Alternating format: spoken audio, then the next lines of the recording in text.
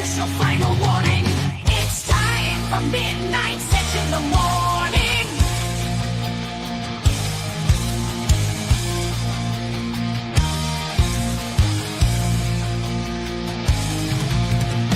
The gang is ready to go, and it's time for the show.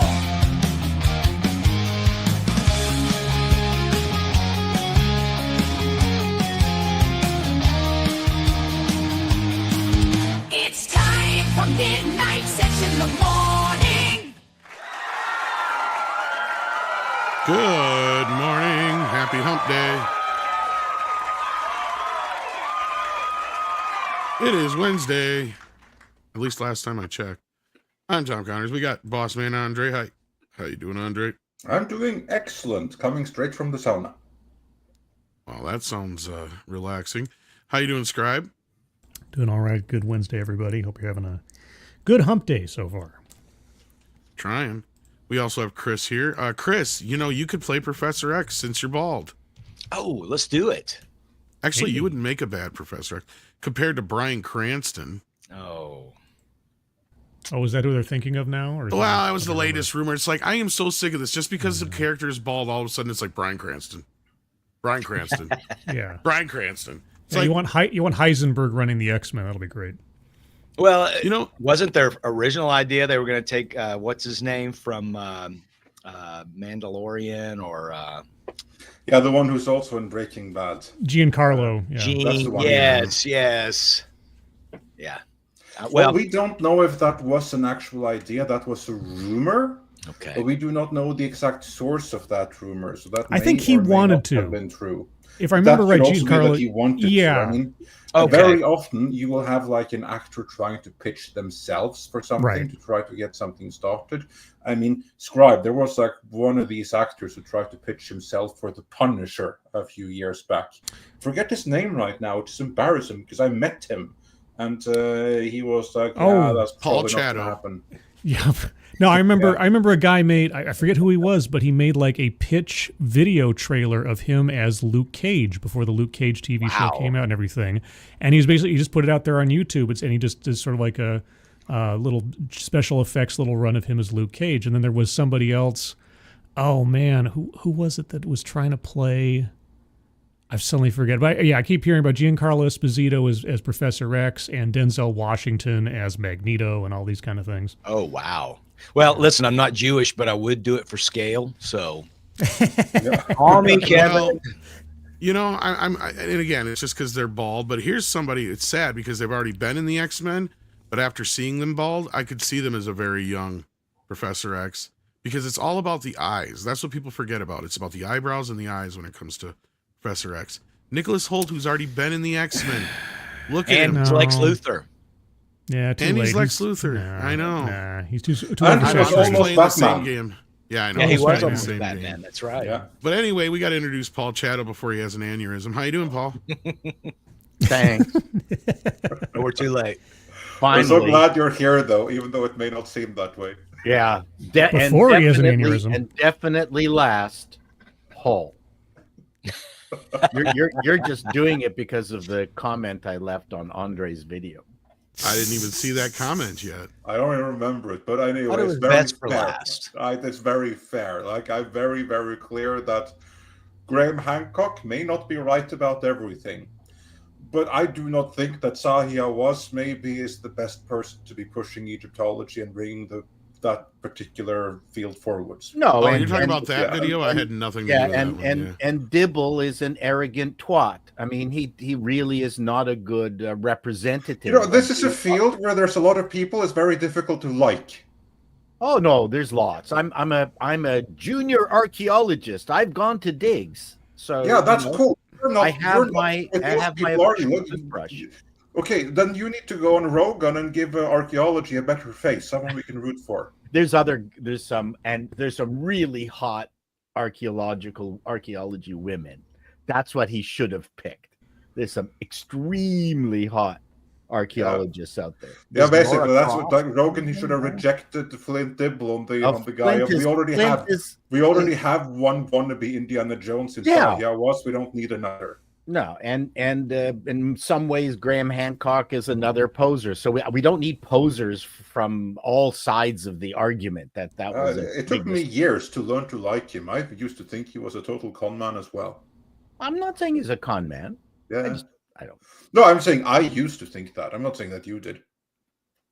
No. I'm my biggest concern with Hancock is that the great unwashed out there do not have enough information to understand what potentially is possible, what potentially is correct, and what potentially is just him pushing his own books and stuff. So It's funny, I have the exact same concern, only applied to Flint Dibble and Sahia Was.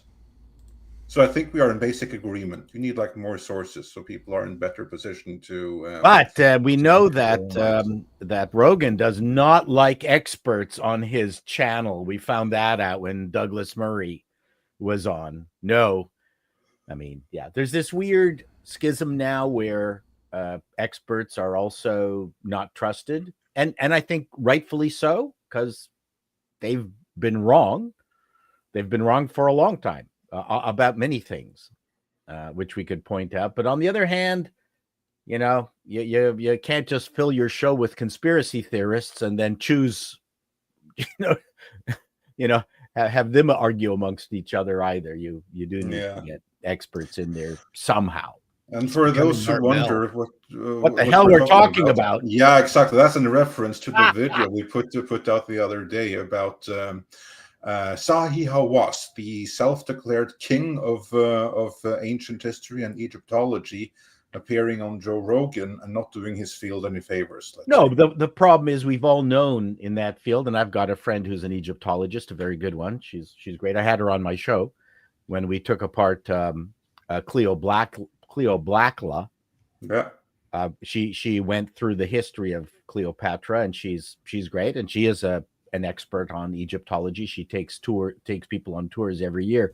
He's just an arrogant twat, that's all. And he wants to own the entire Egyptology history. He does not. Well, he does. That's the thing. Anyone else to have it. That's his problem. And the problem is that he's in a position where he actually does own it, and he's the one who decides. Can you do a dig? Can you do research or something? Correct. He's the one that has to approve it, which basically is, well, will I get to say that I discover it? Yes or no? Oh, so I can be there in the documentary and claim full credit. Cool. That's one question ticked. 2, will you discover anything that contradicts my book in any way, shape, or form because it's already printed? Oh, you are going to be in complete compliance with my book? Well, paper signed then. Oh, you might discover something that disagrees with my book? Rejected. Sure. No, we know if the people in the archaeology field don't have a lot of good things to say about him. So I just want to know, when does Cleopatra meet Blackula? I want to see that movie. See, that would be good. Yeah, not please. until part 3. Oh, okay, all right. Dang it. I will also say that this documentary on Netflix about the Black Cleopatra that caused a greater aneurysm in Sahia Was than anything Graham Hancock has ever said and ever done, because there's like rumors that he doesn't like. How shall I put this without offending anyone? People of color. That's one way of putting it. Yeah, he doesn't like he's a North African himself. But he doesn't like the other Africans from south of the Sahara border. I hate to tell you, that is part of Egyptian culture. Yeah. Wow. Colorism? What? Wow. Yeah. No, he has been known to use words that begin with N and stuff like that. Wow. Speaking of colors, let's see what colors of super chats we're getting here. There you go. Segue. Yeah, let's get out of here. Yeah, let's. Flying Blind Escape and a hatch. Rocket Cycle sends us in a $2 super sticker. Thank you for that, Flying Blind. And then Dr. Long Dongler sends it £1.99 with a thumbs up to remind you to pound that like button if you haven't done it already. We got D. Bud Martin in the house who sends in 10 and says, shout out to my fellow mods for covering while I was on vacation. Daryl Brewer, my internet son, War Monkey, our Rumble Master, and Mecha J, who is always there. Hey. Thank you for that, D. Bud. Then we got Mark Daly here, says if Tom Cruise is going to play Les Grossman, Robert Downey Jr. needs to play Venus Flytrap. I get that reference. Elohim is become a member. Well, thank you, Elohim. And Angela Richter gifted a membership. Thank you for that, Angela Richter. Yeah, we should have a membership stream this weekend. We should, very much so. Yeah, let's do it. Yeah, even though it's my birthday on Sunday and I've got plans all weekend, let's. Well, maybe we can delay it for a couple of days. Well, we'll see. Maybe we can work it out. We'll have to work it out somehow. But that being said, we've got a little bit of news to get into. Harry Potter got some casting news yesterday, and I think it would have broke the internet if most people gave a shit anymore. But I think the bigger problem here is that more people were already turned off by the Snape casting. That this really just kind of landed with a thud more than anything. Well, the online hystericists were mad. We won't know until it goes live. Most people were saying they could care less at this point. No, I'm talking about Black Snape. Black Snape. Yeah, I'm talking about Black Snape. Anyway, yes. I think that more people will care about that than you may think. I think the rest of the series is going to have its work cut out for it. No, that's what I'm saying. Because of that, nobody gives a shit about this.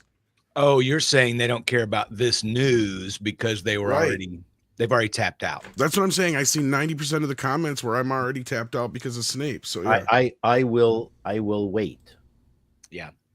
Yeah.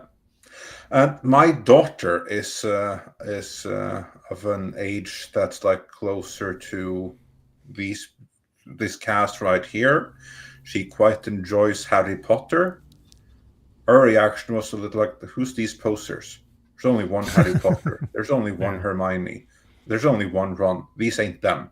Yeah. But again, this is for like a new generation that will be growing up with this Harry Potter. But I think the shadow of the movie is going to weigh really heavily on this, especially since the books and the movies, they're all so readily available. They have such high production value. And since we are in an age of cultural stagnation right now, I mean, it's not like the movies have aged badly or anything like that. No. It's not like the effects are dated or anything. Like nothing has really happened in the... Well, I'm sure there's been like some minor things, but in terms of like what you can see on screen, there hasn't been any developments in the past 25 years, more or less.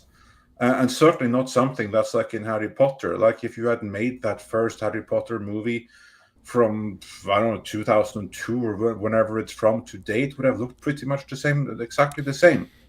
So what's the motivation to do this other than, I mean, obviously cash grab and everything else, but is there also a rights retainer consideration for this, that they have to do something with the property or they lose it? Not yet, I don't think, because they just did one of those Fantastic Beast films. And also they could do a spin-off. I mean, if they were sensible, they would do like an adaptation of like that video game that was a huge smash hit the last couple of years. There's plenty of things you can do. Yeah, plenty of things you can do in the Harry Potter universe without necessarily rebooting the whole thing.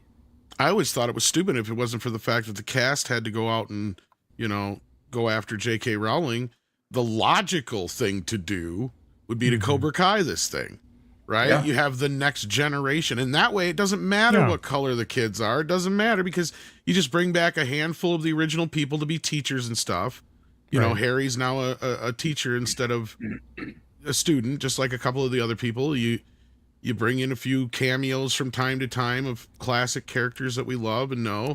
Look, I'm not a Harry Potter fan, so I could give a shit about any of this. So. I think the fear is you'd end up repeating what happened with Star Wars. So in this case, you reboot you can something also that's repeat what happens with Cobra Kai, and that's why I use that as a better example. Well, sure, yeah, brilliant idea, Tom. It's brilliant. It's far better than just trying to. Hey, this kid looks like Harry Potter. Hey, let's race swap the female character and pretend we don't notice. It's ridiculous. You either go all the way. I was kind of thinking of Wizard of Oz, right? So you had the 1939 film, which was ubiquitous, right? And they didn't even try to do another live action movie until what was it, 1985 or something, something like 40. Yeah, with Return to Oz or whatever it was called, which is even that was moving the story forward. Exactly. That's what I was going to say. It was still moving the story forward. I don't know what the maybe they're going to try to move the story forward with this television show. I don't think they. I think the plan is to go through the books and Each season, try to leave less out of it, because the first few books are nice and compact, but then as of number 3 on, they get quite voluminous. And I would say that the Harry Potter universe has got more interesting stuff in it than Star Wars does. You know, I think that Warner already has another franchise that has the exact same issue, which is in a far greater need of such repair. It's called Game of Thrones. Well, I was just going to compare it to that in a sense of, at least with this, unlike Game of Thrones, you have an ending. Yeah, the books are right. all written. You know where it's going. And I think that's what most people are expecting, is that each season will pretty much be a book until you get to those bigger books, and then they might have to split them up a little bit more. But I mean, that's the thing. HBO's looking at this like they got a good 10, 15 years. Oh, that they can... easily. They got the books are so rich. They're wonderful. I read them several times, especially out loud to my kids. And you know, they have been a big part of our famay. And there's a lot there. The problem is with Game of Thrones, Andre, is that you need to get J.R. back. And to the real problem there is he was never gone. That's what makes it worse. Well, there's no one. They've already gone through the books. Well, not all of them, but I mean, that's a bit of a mess. This is a nice, compact, complete series with just an awful lot of fun stuff in it that they couldn't put in the movies. So, I mean, it's an interesting idea. Mean, Mickey makes an actual sad but true point. Like, they should have thought about some of the casting a little bit better. I get you need to cast some older people, but you can age people up a lot easier. I hope if John Lithgow goes, they can always hire Richard Harris. Or you. Wait a second. Well, you know, they could still do the Cobra Kai thing after this TV show's over, Tom. They could, but the cast screwed that up. Yeah. That was the logical point. Because look, I'm on the outside of this. I have zero reference. I've barely even seen parts of the first movie because, like, I tuned out. I'm like, this is just not for me. We're in the same boat. Right. So to me, I'm looking at this in a sense of, had these other kids not screwed this up, or, you know, no, they're adults now, but you know what I mean? The original kids, let's say, the original cast. Because at that point, why would you want to reboot this?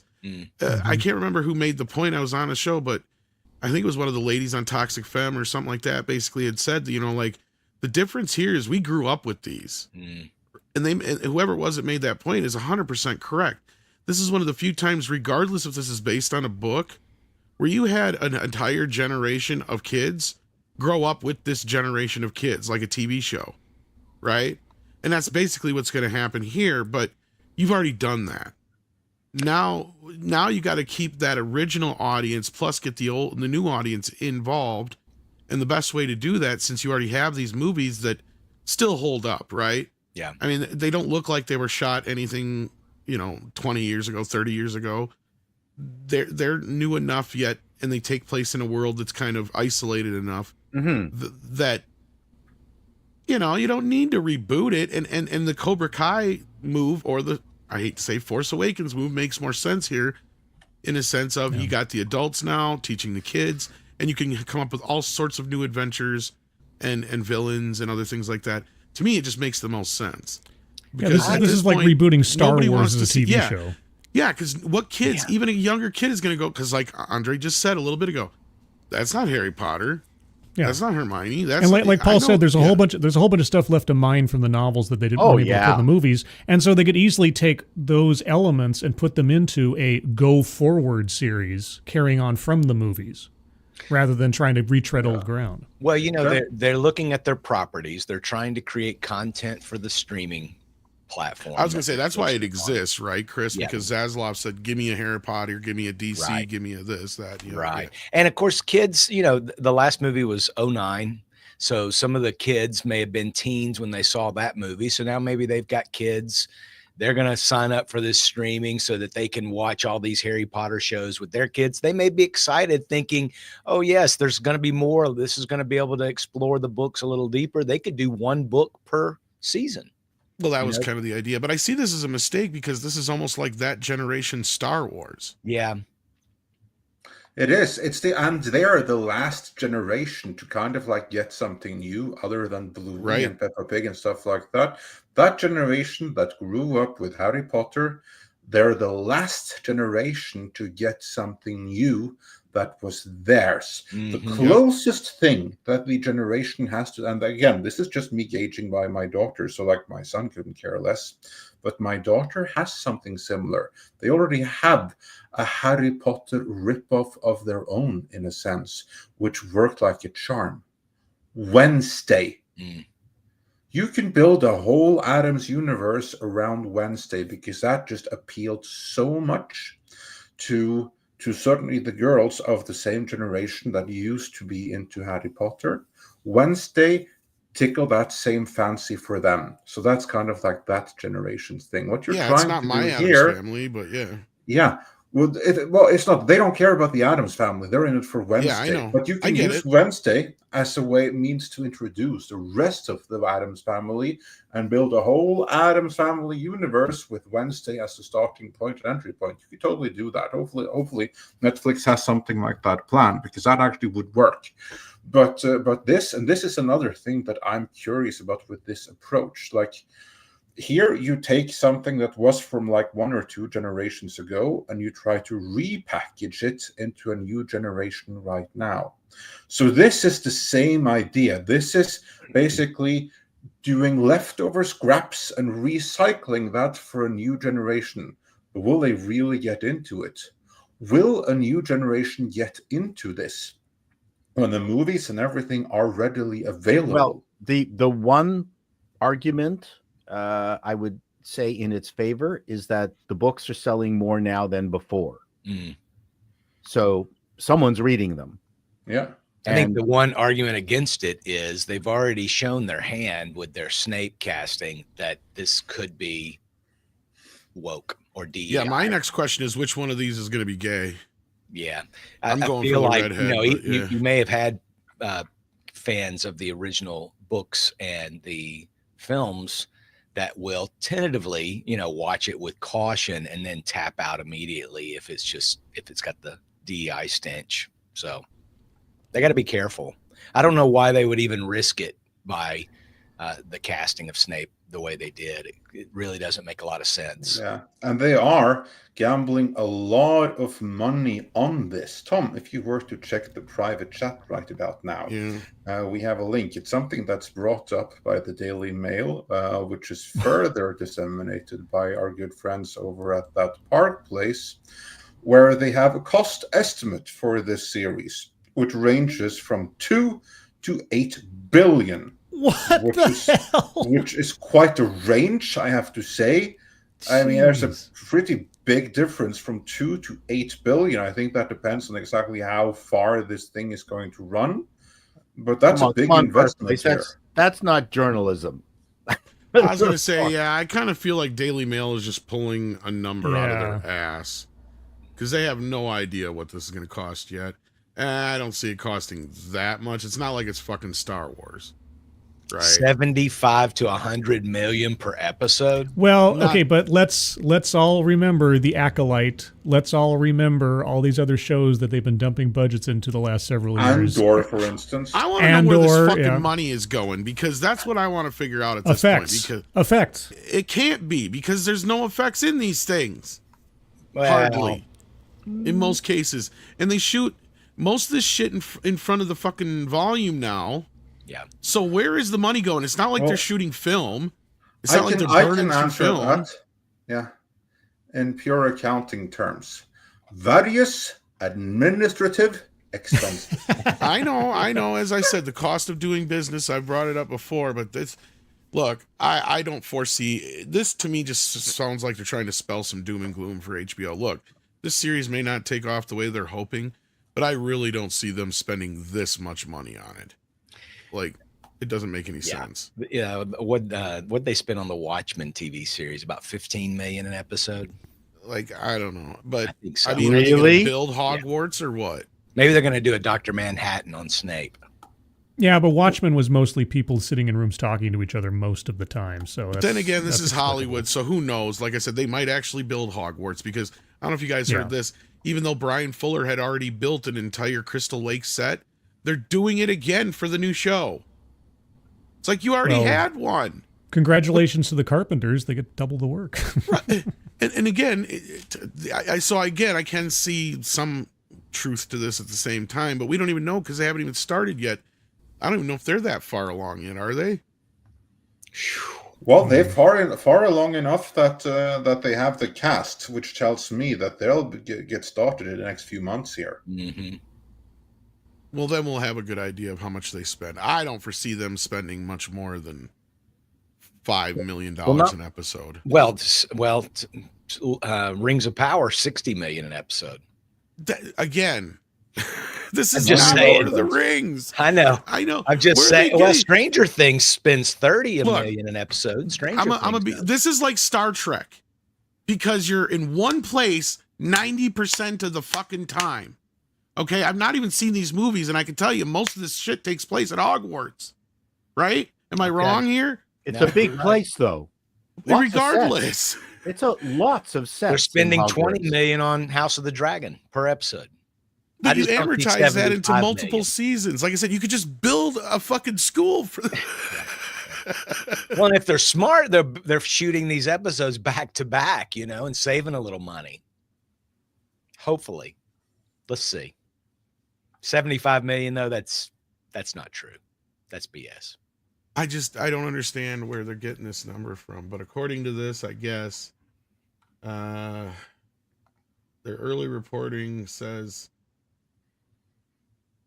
If they do 7 seasons, 8 episodes per season, 600 million per season, roughly 4.2 billion total just to dump it on HBO Max. Well, first of all, they aren't going to just dump it on HBO Max. It's going to HBO first, right? Like Game of Thrones. Yeah. That's something Zaslav has said pretty much for the last, year now? That they're not making shows just for HBO Max. They're making them for HBO as well. So, yeah, I don't know. And even that, I don't know where they're getting this figure from. Where are they getting the 75 million per episode? That's the one that they don't have anything to back it up. That's what I'm saying. Yeah. Like, that's insane. Per episode. Oh, wait. So, is it that insane? In charge, that doesn't seem. Well, no. Yeah, but I would like how much?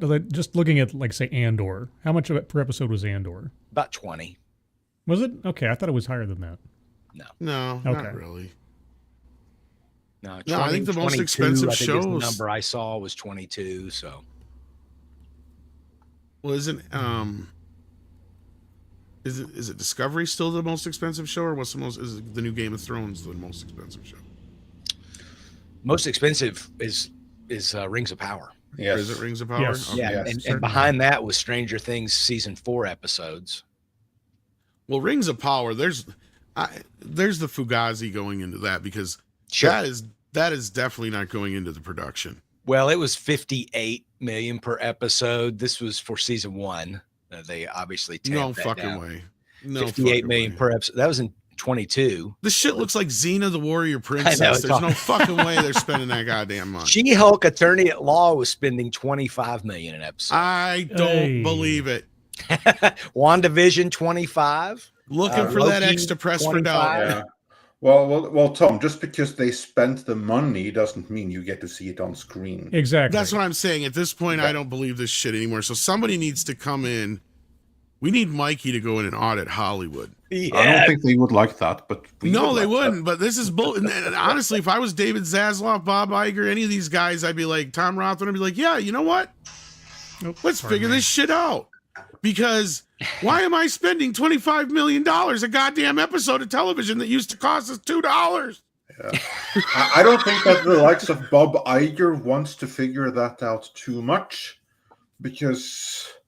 Well, for Bob, the money's probably going in his pocket. House of the That's Dragon. kind of like what I'm saying here. I mean, that's the thing with various administrative expenses. You just have to make sure to grease the right wheels so that no one that has the power to ask for an audit has incentive to ask for an audit. You know who would do it? Les Grossman. Yeah, that's right. Les Grossman totally would do that. We need Les Grossman to come back. You're We Tom. do. We need less Grossman. Show me the Hollywood money. needs Grossman. Tom, you are more and more sounding like Mr. Haney from Green Acres. I'm telling you, Mr. Douglas, Hee-haw. You're going to have an aneurysm when you're watching Tom. It's I'm better than a telling talking you. Whoa, pig. whoa. I tell you, Mr. Haney, you just go down there to the farm and get that tractor. I'll sell it to you for $50. Telling you, it's a deal. Tom, you better watch it. You're getting right into Green Acres territory with Green every day. Acres is That's the place best to Canadian be. hillbilly accent I've ever heard. I thought it was pretty good. Don't Pretty you good. think it was pretty good? I can do pretty It good. wasn't too bad. And I can Wasn't too do bad. Mr. Haney pretty well. That's pretty good. Mr. Haney, one of my favorite characters of all time. I'm telling you. I'm Well, let's see what jealous you of got. people who can do accents and imitate others. I do not have that gift. I have, yeah. Because I you have go one through voice, life and that's sounding like myself. this. That's not our fault. That's where you come from. My favorite thing is how I can't do a Boston accent, but how you can sort of trace the accents on the East Coast all the way from Maine, through Boston, and then you get down to Texas, and then you get to North Carolina with this, and then you all the way get down to Texas where people don't like this. Everyone's like that in Texas. Yeah. They sound like You're Ross not wrong. Perot. You're not wrong. Oh, Ross Perot. Carolina, that's where Right. Mayberry was. That's right. Jason Webster says Hollywood, we can gender race swap any character, even beloved ones. No problem. Harry Potter, Silver Surfer, Taskmaster, without thought or logic. This is true. True. And then Grimzilla says, I heard Amazon sold Rings of Power and canceled Wheel of Time. Looks like Amazon is really cleaning house now after firing Jen. I don't know about the former, but the They latter definitely is true. canceled Wheel of Time, yeah. And Yes. I don't know if Andre's still working on that video. Oh, or I not, but am. I'm sent him, absolutely working on a Wheel story of about Time this, post-mortem. So that is Well, coming. not so much Wheel of Time, but I sent him a story about how Amazon was reamping up their men's department, let's say, Yeah. now that Jennifer Now when you Sulky's no out the longer door. have Salky there to block anything that might appeal to men in any way, shape, or form. Let's just put it this way: now I've been saying this for a while. Before, when Sulky was in the house, when Bond was still MGM only, Yep, and all that kind of stuff, and the Broccoli's had control. The chances of Henry Cavill being Bond were next to none. right. In fact, they might even been like -12, right? The moment this happened with Amazon, and now with the story that I sent Andre and some other things that are going on, the chances of Henry Cavill being Bond have now gone from like 30% to 50%. I saw that. In fact, I'm getting to the point where I'm not going to be surprised if sooner or later we start hearing that rumor that he is signed on to be the next Bond. You may have Wouldn't just be started surprised. I don't want to start the rumor because it's out there, but it. Yeah, right. I mean, he's got his Voltron thing now. Highlander's over at Amazon. The I think you mean his Warhammer thing.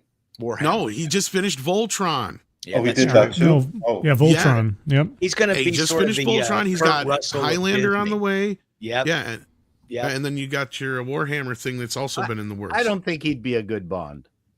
No, Yeah, I'm not I sure don't he either. would be either. No. I think he'd be But, fine. he'd be a fantastic Highlander. Yes. Fantastic. Yeah, that should be good. You guys are insane. Do you realize how many uteruses would explode if Henry Cavill was James Bond? I don't care. I'm Yeah. just telling you, it requires a svelte individual, not a muscle-bound person. They would probably have a warning before the film. And there's a gentleness. I mean, regardless of the characters he sometimes plays, there's now a gentleness to Henry Cavill that I don't think equates to it. Bond has to have a certain level of threat to him, a ruggedness, and I don't think Henry Cavill now, after his previous roles, could pull that off. Aaron Taylor Johnson's probably the next most plausible one, I would Ah, say. Craven. No. Well, I don't know. Timothy Chalamet for me. Maybe. Hey, that'd be fine. We were running a What- story this afternoon about anybody If we here didn't watch- already have Daniel Craig as Bond, I'd say, well, he could be the first gay Bond, but That's right. Hey. I don't know that Craig's gay. I'm thinking he is. Ted Lasso, and that show just got a surprise 4th season, and the What? Yep. Why? No reason. Well, you know what they want to explore for their 4th season because they had no ideas. Do tell. The female league. Oh, And shocker. what is the actress's name? Hannah Waddingham, the main The owner of the team. She was crowing about it. She was excited about the presence of real feminist men in the writers' room. Oh, I know. She's awful. I mean, I love her as an actress, and I thought, wow, this is some large woman that Yes. I could really enjoy. And then she opened her mouth. Yeah. They need Sounds like Ocean's 8 or something. It's like, oh, now the girls are going to be in charge. The only thing that would make that would probably be interesting for Ted Lasso, since the World Cup is coming to North America, Canada, and the United States, that gets tied into it. That'd be brilliant. See, that would be, and they come to America. Yeah, when it comes to America, and he's got something to do with the Americans and their game and their team. Yeah, see, that Lasso. would be. I mean, they ought to bring Lasso back, but that's not. I understand. I could be wrong, but they're hinting at the focus being on the recently created women's team. That was only hinted at in season. No, I haven't 3. watched Ted Lasso, but I've heard like originally wasn't the show really good. It was, now yeah. You guys are My saying wife it's and I going enjoyed well, it. basically. Great first season, so second, absolutely worthless third. Yeah. Yeah, the third one when they spent so much time on Juno Temple's character being in a gay relationship when she has the 2 ball players are both still have the hots for her and she has the hots for them. It was really strange. So what I'm hearing here is don't get invested because it's only going to get worse. and worse. Ted Lasso follows my recent video theory that Sounds the like streamers can do one season and then, for the most part, and then they just can't. They run out of steam. Which is funny because I used to say like it was always like the 3rd season where like standard television or prestige television generally went to hell. Fourth. Well, or that, or whenever they send the actor or character to either like prison or something like that. Also, no, that's destroys 4th the show. season, or they get them married in the 5th. Yep. That's where they introduce cousin Oliver. That's right, or they have a kid or something. Don't you pick on cousin? Or they Oliver. finally sleep together. Yeah, the really big difference, and I didn't emphasize it enough in my video, and I know we want to move on, but I had mentioned that the difference between streaming and network is that the first season of the network shows kind of sorted most things out, and then in the second season, they kind of corrected everything they did wrong in the first season. Or they found out that, as in the case of Family Ties, that oh my God, Michael J. Fox is the character that everybody loves. So second season, we're going to write everything about Michael J. Fox or something. Yeah, like that's that, what happens with network TV. Whereas for whatever reason in streaming, they could find the most popular character in season 1, and then they don't do anything with them in season 2. They kind of like stick to whatever their formula is, or they make it more DEI positive, which is what they usually do. Yeah, Ted Lasso is a really good example of a show that was fantastic in the first season, and then it kind of fell apart afterwards. You know what I think the problem, Paul, is mainly, especially with the streaming side of things, is I don't think they get enough feedback. Like, I think, first of all... Yeah, like we don't tell them much. Well, they won't take that feedback. No, they don't take our feedback, but they also don't take, like, they don't get any direct feedback from the streamers as far as, like, how they're actually doing in ratings or anything like that. Because that's something Script Doctor and I have talked about in the past. Yeah. And I know why Netflix or Amazon or Hulu or whoever wouldn't want to show anybody how much they're getting, because then they'd be demanding more money if they were one of the more hit shows.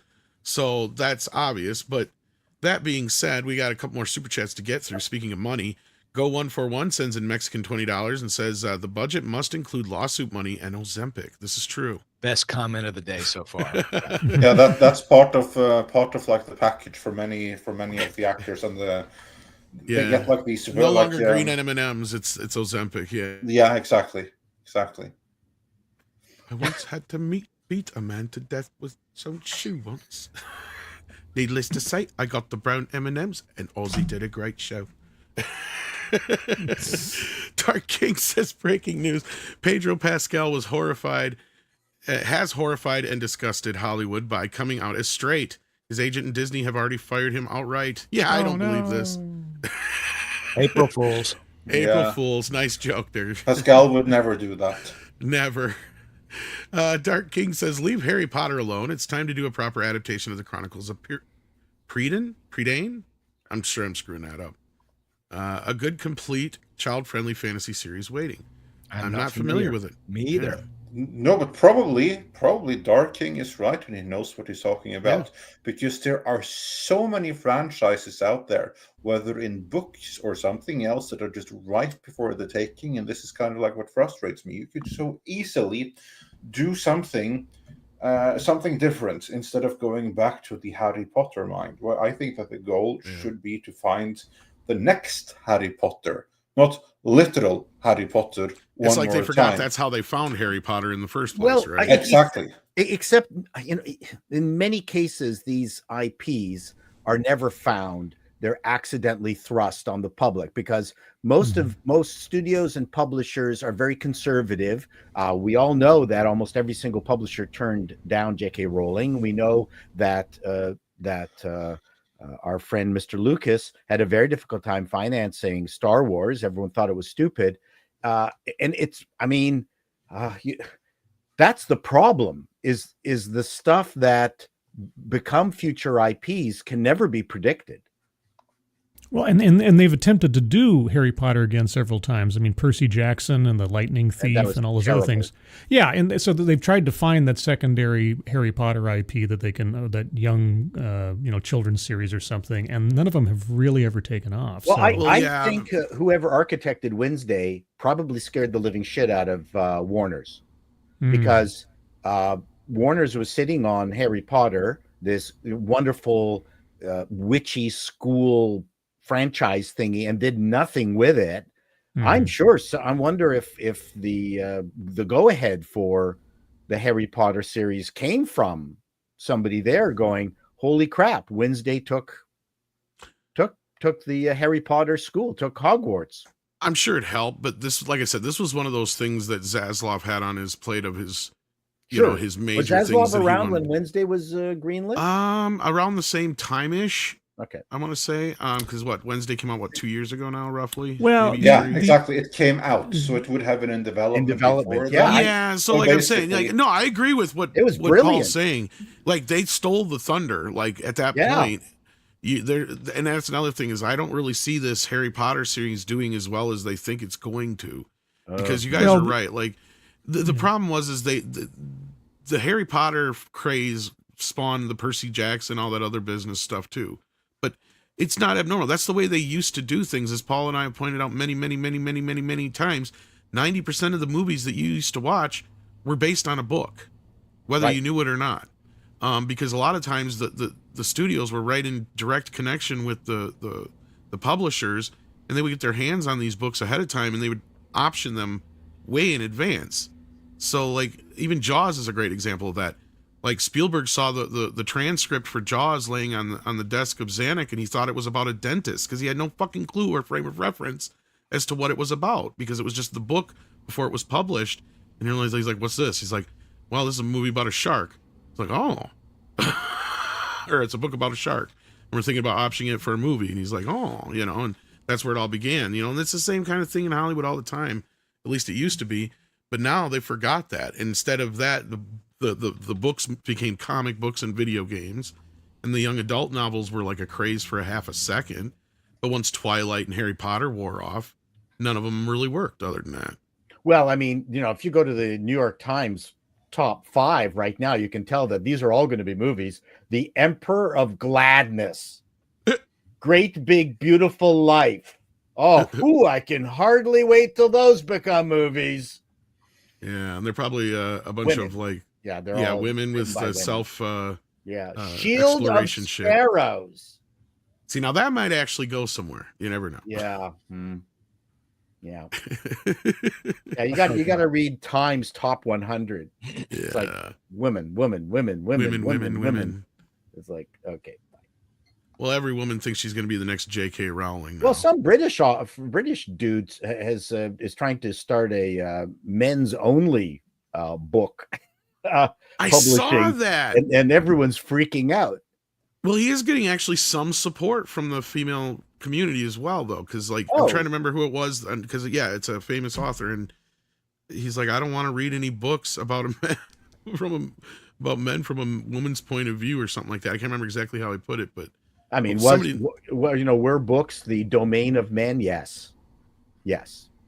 But in the New World Order, you kind of want to have balance. But apparently, somebody in the chat will remember who it was. Apparently, right now, the New World Order requires you to completely, utterly nuke what was there before, and not include it. There's just no quid pro quo anymore. It's like I would never imagine. Payback. It's payback. You're right, Andre. I could never imagine a woman writing a Bond novel, for instance. Oh no. Oh, I can imagine it. I just can't imagine. I don't it want being to. good or popular for the right reasons. It wasn't Jack Nicholson, but I postulated in a video that one of the reasons Harry Potter works is that J.K. Rowling actually writes like a man.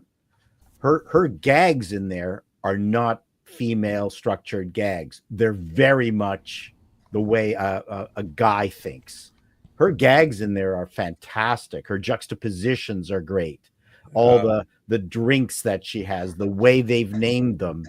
I hate to compliment her by saying she has a man's brain. No, but there is kind of a couple. This is how all the feminists out there are going to go after Paul Chatter now.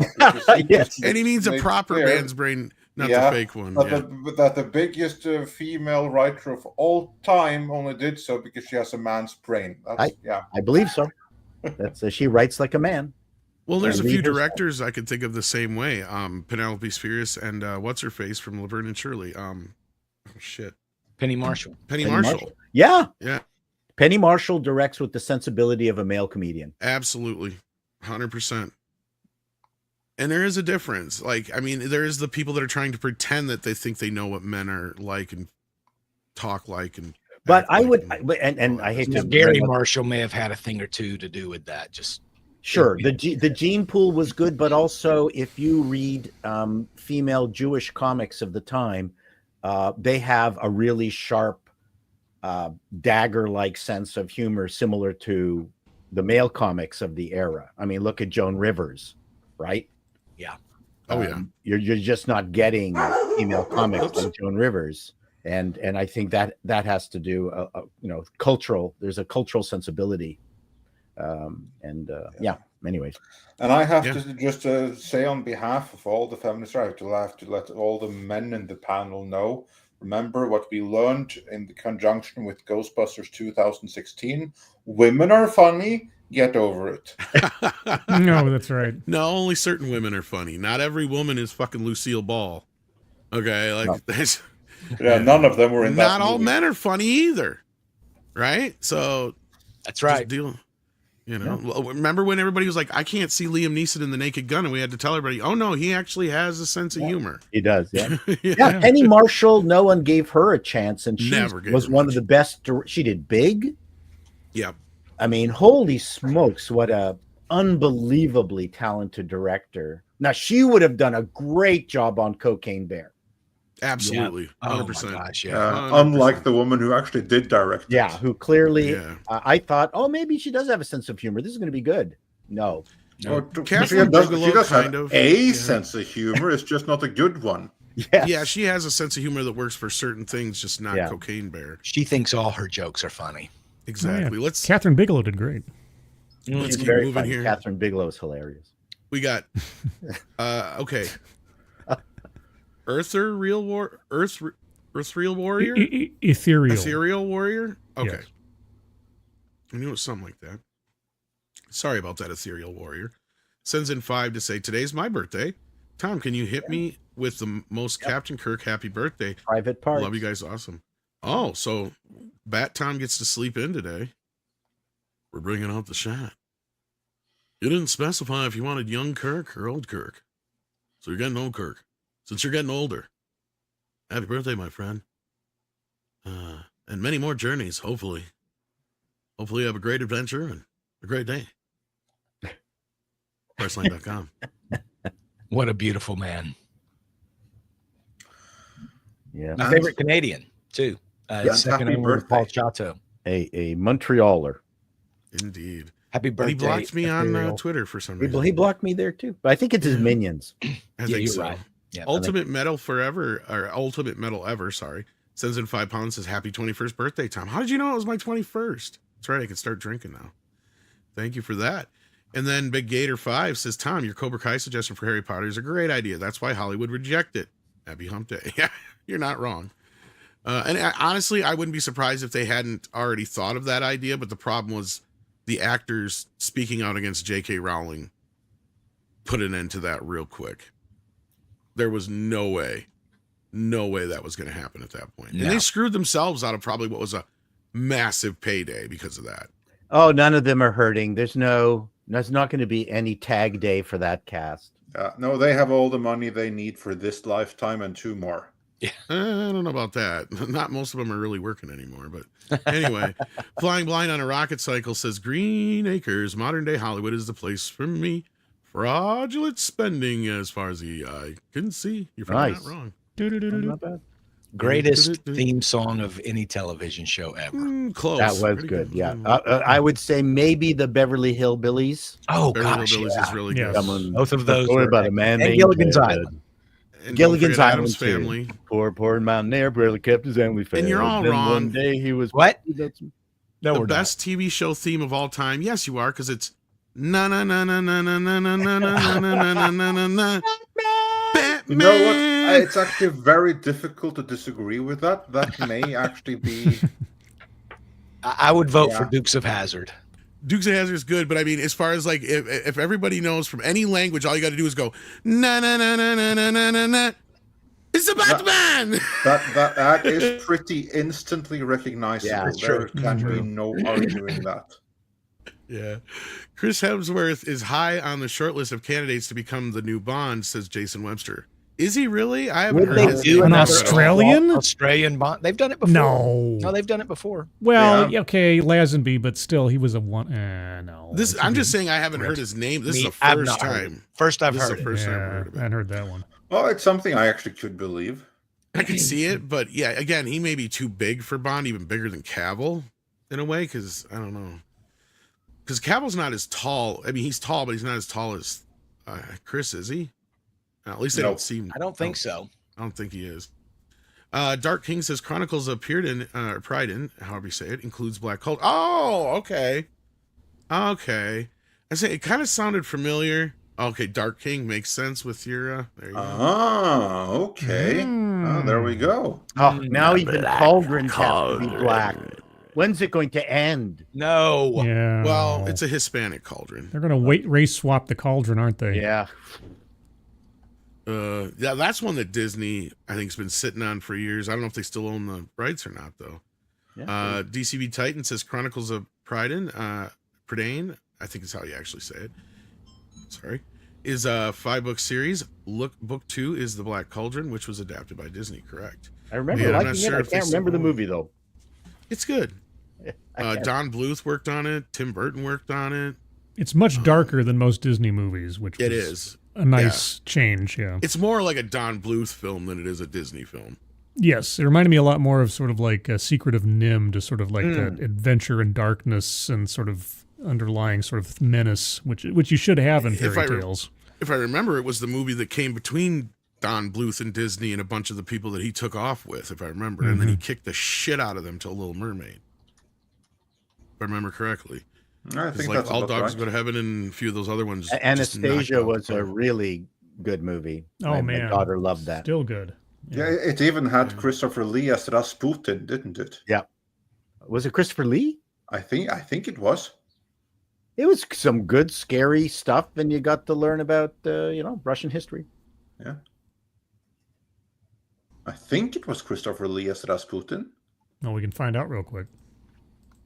I think it was ABBA that did. No, Rasputin was done. Boney M. Oh yeah. The song is Boney M. Yeah. That's right. Yeah. Well, anyway, let's keep moving here. We got Pilgrim Media who says, saw Mission Impossible. I liked it. 3 hours. Had to urinate 3 times. That's one of the reasons why I won't go see it. It's too long. Then Pilgrim Media says, happy birthday. How does 65 feel? I'm not that old yet. getting there though. Christopher Lloyd as Rasputin, not Christopher Yeah, I was going to say Lloyd. Christopher Lloyd. People are saying. Oh, okay. Well, there was a Christopher, and it did begin with L. In my defense. Yes, there you go. And Christopher Lee did actually play Rasputin, but that was in 1961 in the Hammer movie. There you go. SFX 314 Sabretooth Raptor is in the house, and he goes, "Thanks for the birthday wishes, Tom and Bad Tom. Happy early birthday for you. I like turtles. Stay away from my turtles, Rogan. I'd rather watch older TV movies than current Hollywood stuff." That's right. And thank you for that, SFXF314. God, I love being a turtle! There's some Cousin Oliver for you.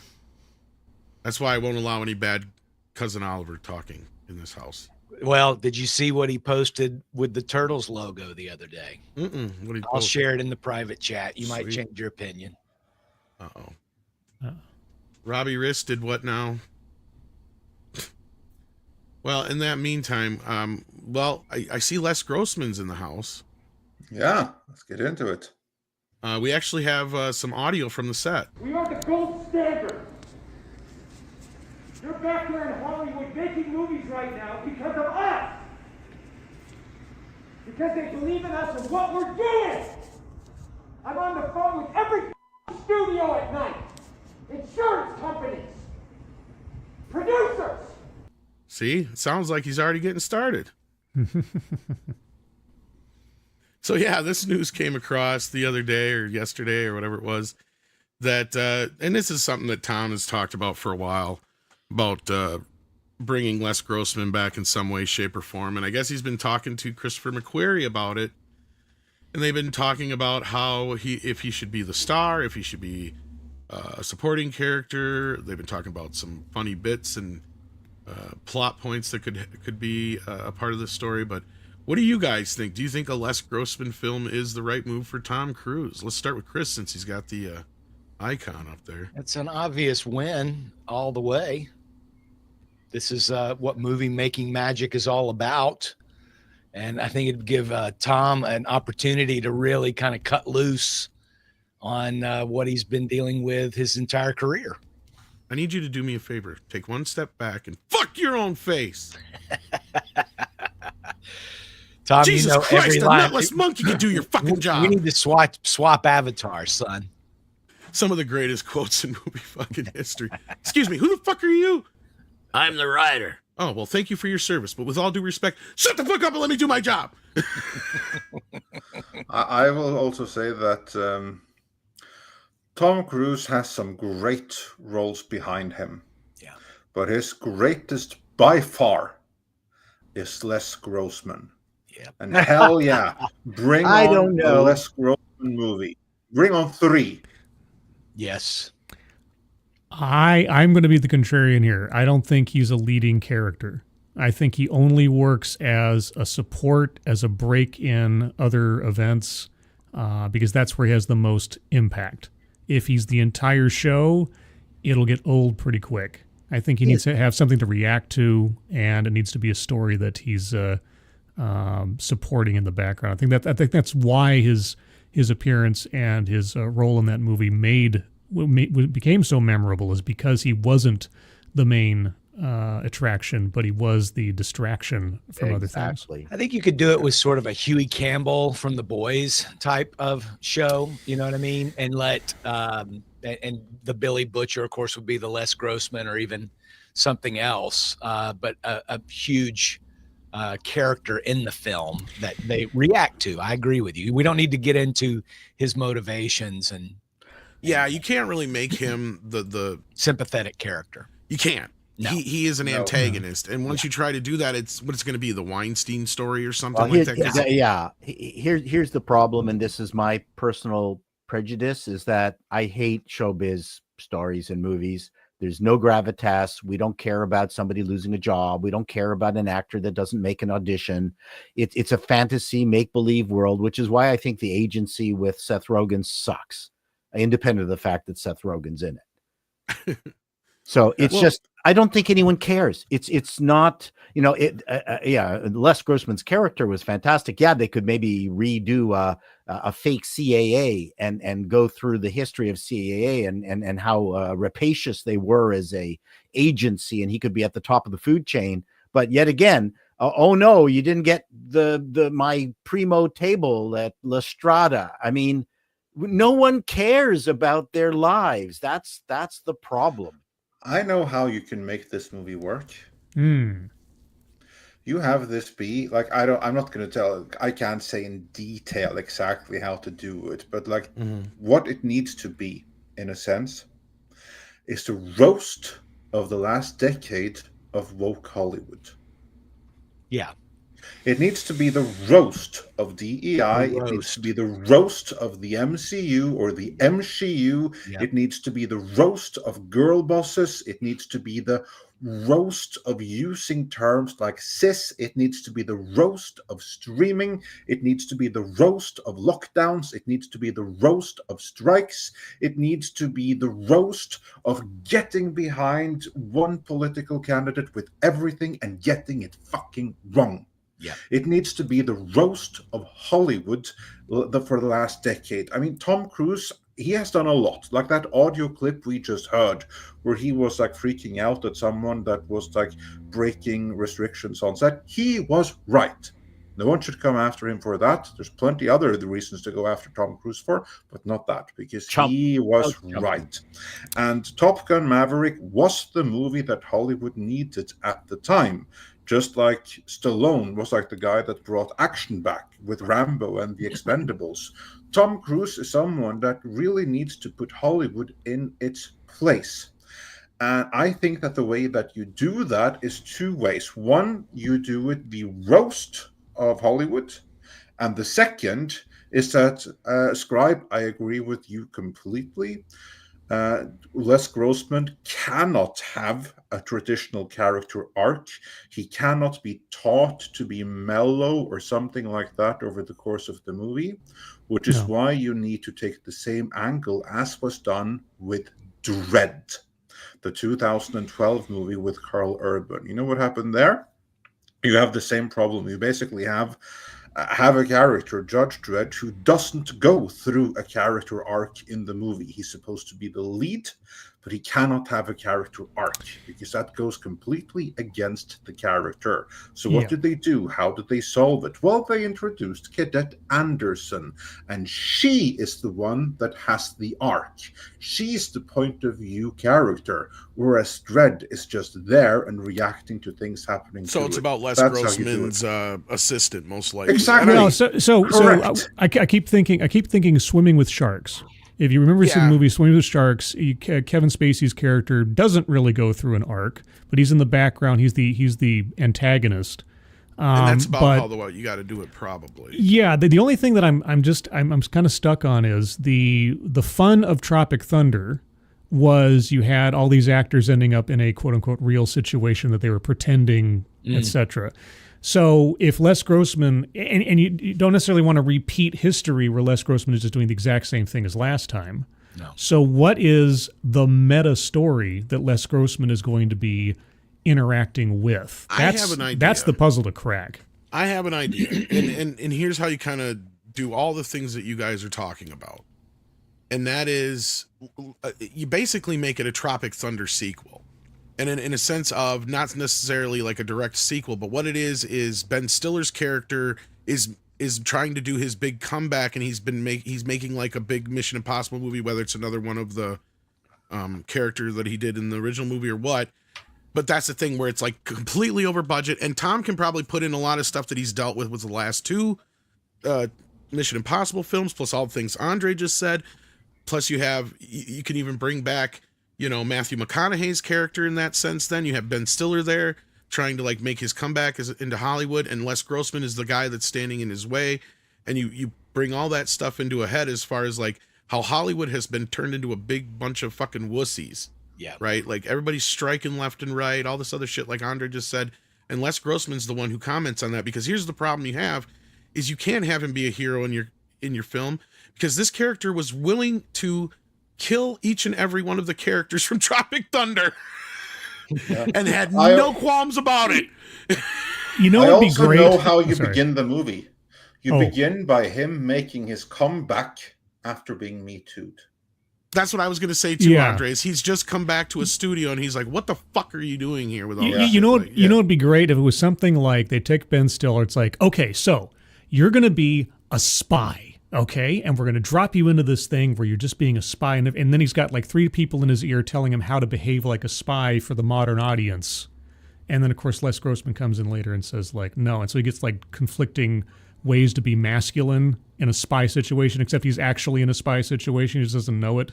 Something like that. There's actually a streaming show coming out or out now where 3 actors are thrown in to try to pretend to be involved in some kind of hostage negotiating situation. It's pretty much what you've just described. Okay. I'll have to look it up. There are no new ideas. And I don't want to get too far from the mothership here. Like, that's the whole thing, is to be able to do a Les Grossman story, you need a hero, you need an in-between, and that's where you have, either your Ben Stiller and whatnot character, and then you have, your assistant character like Andre was kind of getting at. You kind of need who's like this new assistant who's dealing with this new guy, or this guy as he's coming back into the studio, or however you want to set it up. That's the only way you can really do this, because you can't have him be the hero. He can't have like any kind of like hero arc, because he's not a hero. Yeah, and the story can't revolve around. This can't be a Les Grossman movie. It has to be, if it's going to be a continuation of Tropic Thunder, you have to focus on that. And Les Grossman again just has to be a supplementary character to the other events. He's just a producer. Exactly. He's the pain in the ass. He's the guy who's constantly causing issues. You could deal with things like Hollywood wanting to save money with AI. I mean, you could really go for all these sacred cows and really have fun. How much is that going to cost? I can get a bunch of fucking Korean kids in a fucking room to do it for $10 fucking. What are you talking about? Like, exactly. I could bring in a Chat GPT expert and be done in 10 minutes. Yeah. Yeah. Fucking AI will replace you in 2 weeks. Shut the fuck up. Right. Right. I mean, it could be fun and funny and some sort of skewering. We don't need character arcs. I mean, airplane movies didn't have character arcs, right? You could do it something along those lines, but then it makes, does it take away the bite, right? Yeah. The edge. Because that's what I'm getting at. Because that's one of the greatest scenes in Tropic Thunder when, Matthew McConaughey is like, it's dawning on him that Les Grossman's more than willing to let each and every one of them die. And he's like, and we will mourn them. Yeah. And then way down the line, we'll file an insurance claim. Stiller, I mean, I love Tropic Thunder, but he nailed it as a sketch movie from the beginning when he had all those fake teaser trailers making fun of his character, and you instantly knew the tone of the movie, so it felt much more, it felt much less like a how do I say it, a show about showbiz, a movie about show business, and like a more like a oh goddamn, the guy who did Spaceballs, Mel Brooks. It was more like a Mel Brooks kind of comedy. So then now you're talking about, things like The Producers, where again, I will go against my rules about not liking show business stories, but I think comedy can do it quite. Well, it's kind of like one of your other favorites, Zoolander, right? Where Zoolander, that's fashion. It is fashion, but it's the same kind of thing, right? Bowfinger. No, Bowfinger's another good example too, but I'm talking about with like the idea of where it's just on the edge of satire and reality. So The Player or The Player was or Bowfinger. Yeah. The Player was the reason I quit show business, because that's where I'm heading. I watched. Yeah. I just had a really dumb thought. So if Robert Downey Jr.'s in this thing, and they start sending up the memberberry stuff, like, oh, we got this new movie for the Ben Stiller character, and they do a whole section of like interviewing for the female lead, and they got all these auditions and everything, go through all these actresses, and all of a sudden Robert Downey Jr. walks in dressed up as a woman. I was just going to say, that's how you do that, yeah? Yeah, it is an absolutely perfect, and all the producers are kind of like, there might be something there. Well, there is that demographic that can't help us. Yeah, that's how you get into the trans thing. Exactly. I would watch a movie if this was all about a bunch of Hollywood execs and creatives trying to come up with a way to make the Les Grossman movie, and we never see Les Grossman in it. See, I was waiting for you to say something Maybe like Kentucky that. Fried Movie style, where we see some scenes and whatnot. Sure.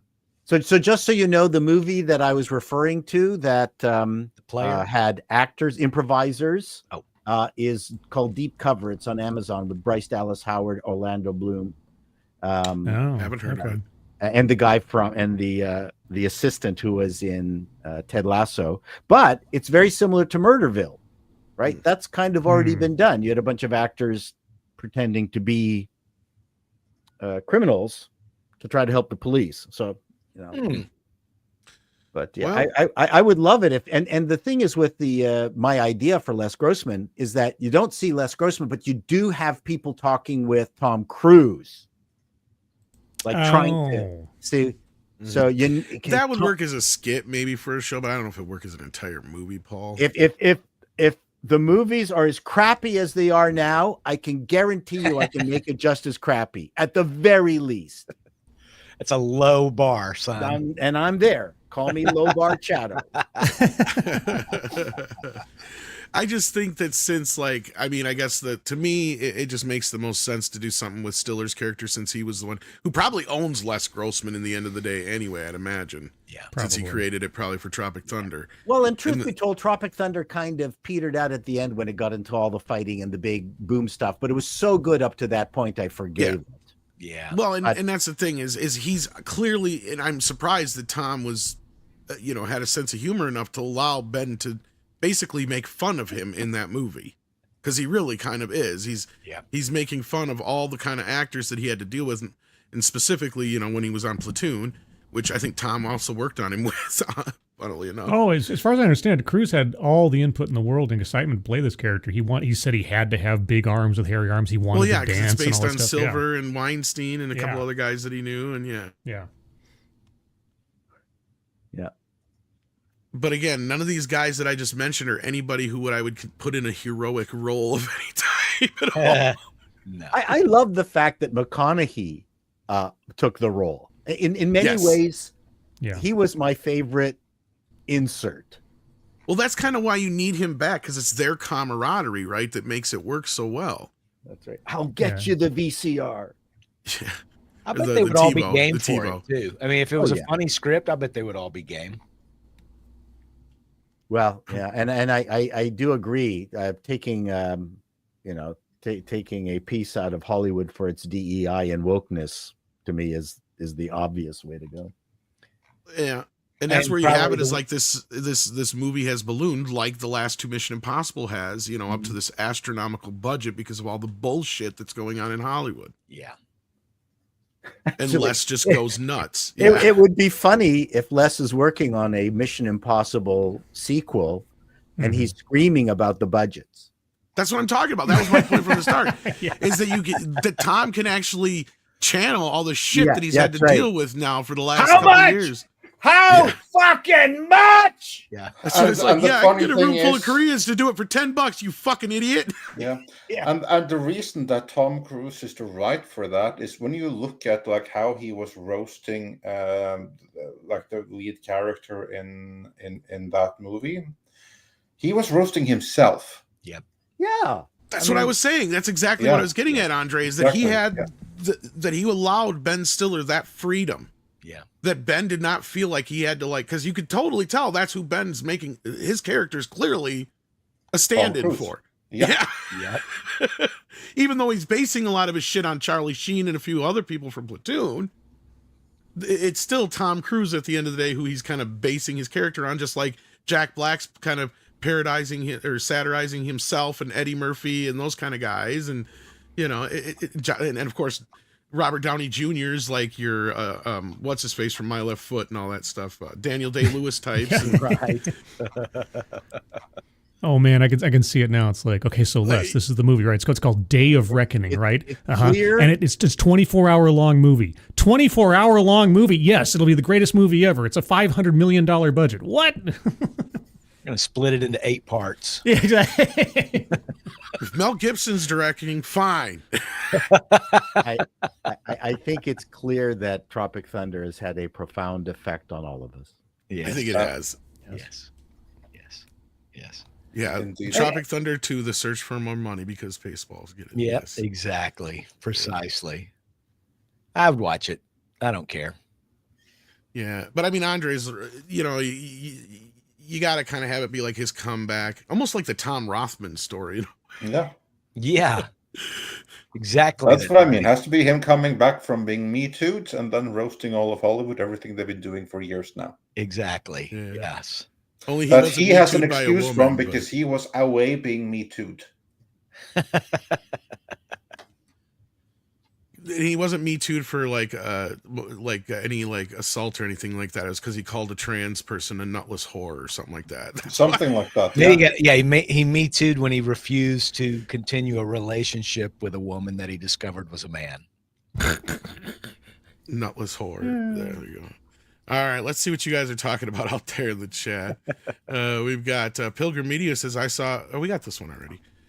We got this one. Did we get this? Yes, we got with this one, yes.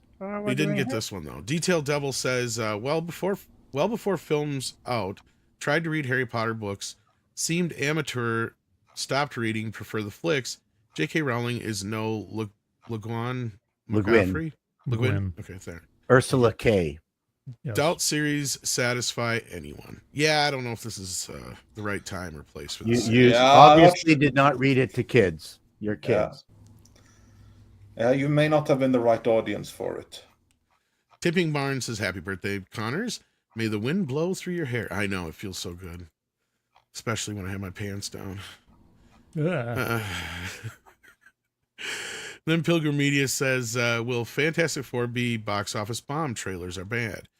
I don't think it's going to bomb, but I don't think it's going to do nearly as well as other Marvel films. I think it's going to land somewhere near where, like somewhere around, what's that one that just come out here? Thunderbolts. Before Thunderbolts. Oh, before Captain America 4, the Brave New World. I think it's going to do a little bit better than Brave New World, but I'll be surprised if it breaks 600 million worldwide. What about you guys? I think 600 million's pushing it. Maybe 600. I honestly still think it's I still gonna think be the in international box office is going to show up for it. Okay. 444. I know you and I have been saying that for a while. I'm also thinking between 4 and 500 million, closer to 4. I am not convinced the international market is going to save it. Fantastic Four is not a commodity internationally. Ah, good to know. All right. Well, I'll have to adjust that. Lower your expectations, Tom. I guess so. And then Go141 sends in another 20 Mexican and says, you're asking for modern Team America. Glorious. Yeah, kind of. You got to basically have that sentimentality going into it, basically. Joe's Atmosphere says, Les Grossman, The Quest for G5. Hail Midnight's Edge in the morning. Well, thank you. Talking G5 playa.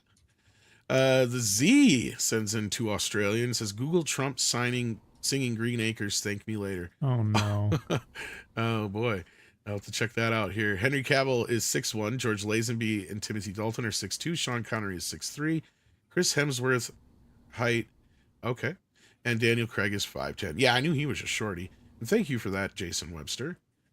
And so we got to look up Trump Green Acres. I think I've seen this before. It's probably an AI thing. You know, one of the most freaky AI thing I ever saw? Oh, no, it's the Maloney. I was going to say, it's the Megan Maloney thing. Yeah. Oh, okay. Sure. Right. Yeah.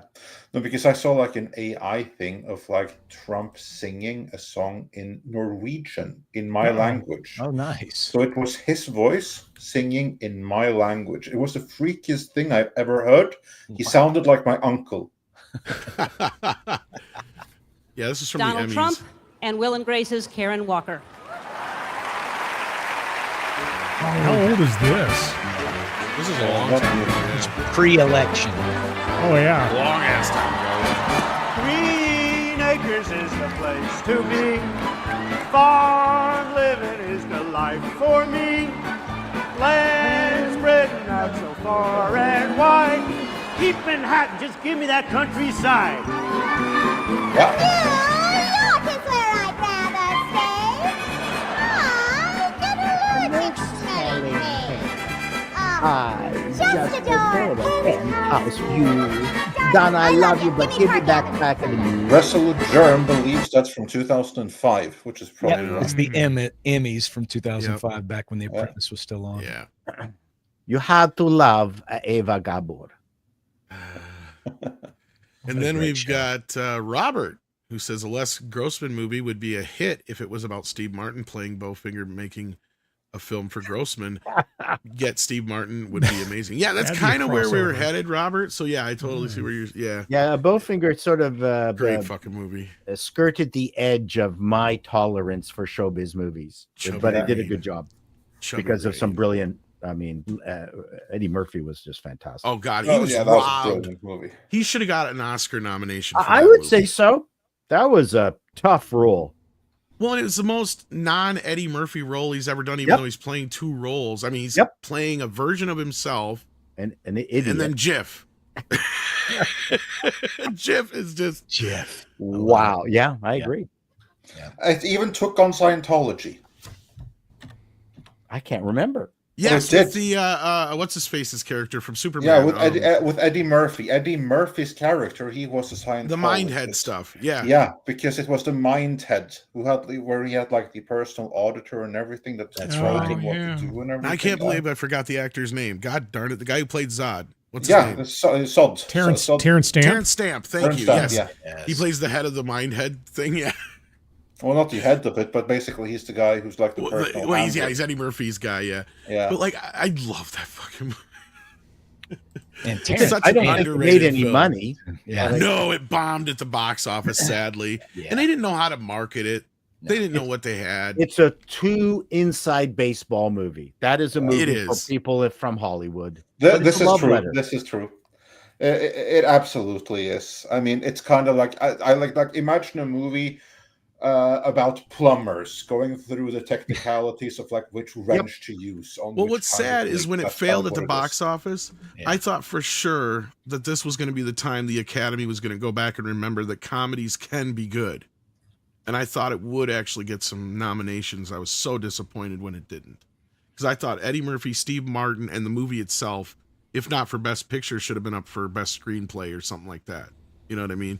Because it was an original kind of thing that we've never had anything since, and sadly it failed at the box office at the time. And you had Frank Oz directing. I mean, come on. If you haven't seen that movie, guys, do yourselves a favor and check it out.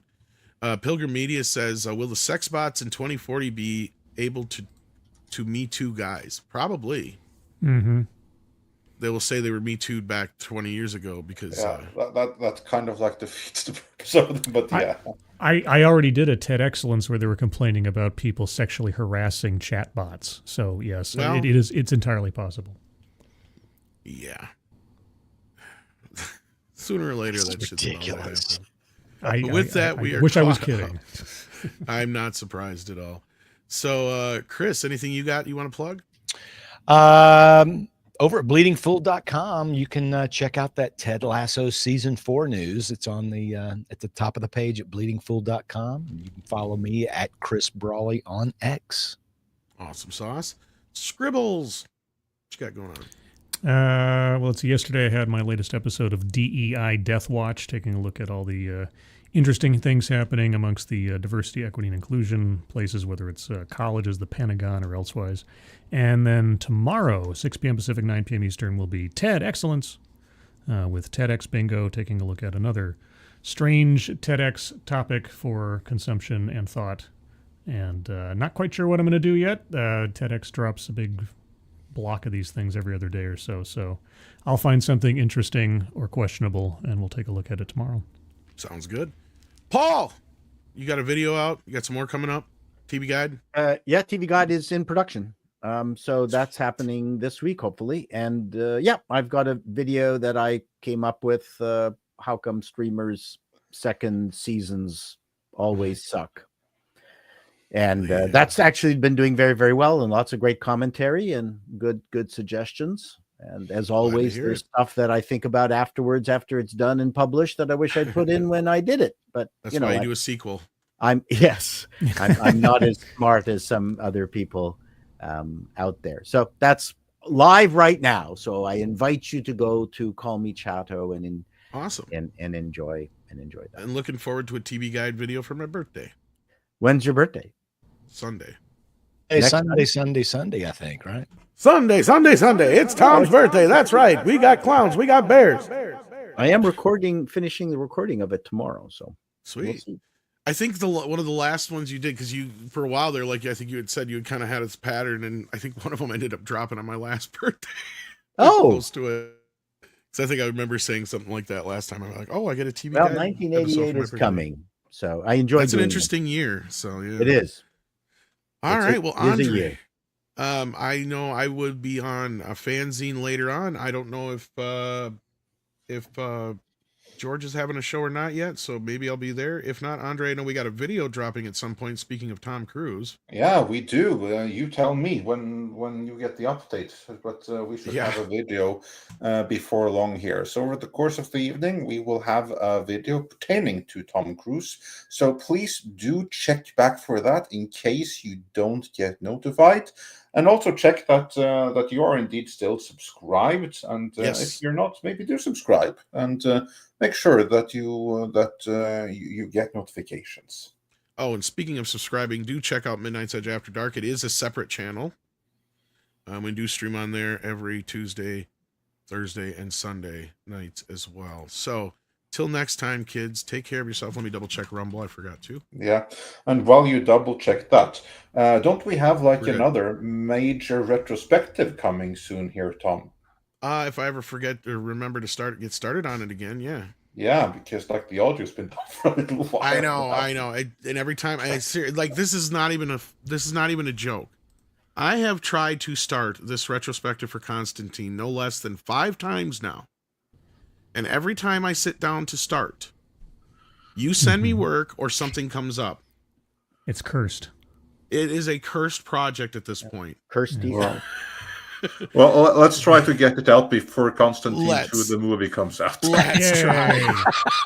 That's the goal here. Well, we're out early today, so you have no excuses. Well, actually, I have other shit I have to do. That's part of the reason why we got out of here early. Because, I'd like to get a Ninja Turtle one done before the end of the year, too, because it's the anniversary. But that being said, let's get out of here. Take care of yourselves and each other. Andre, everyone. And bring on the koalas in the rain. Koalas in the rain, koalas in the rain, no fucks given, koalas in the rain, koalas in the rain, no fucks given, koalas in the rain.